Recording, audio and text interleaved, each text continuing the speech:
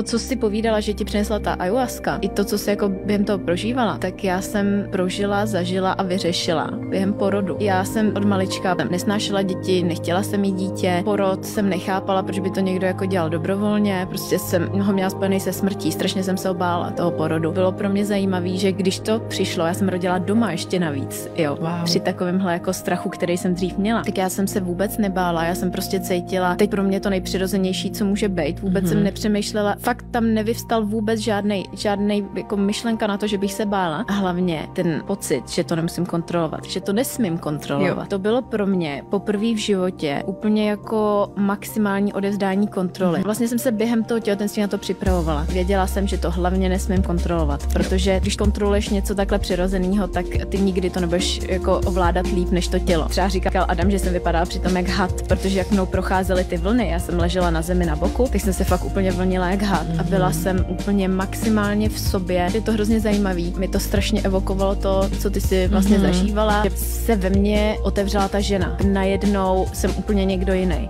Úplně. A přijde mi to úžasný, že se k tomu dá dojít různýma cestama. Neříkám, že jedna je správná, jedna je špatná. Pro každýho je ta jeho správná. A přijde mi to skvělý.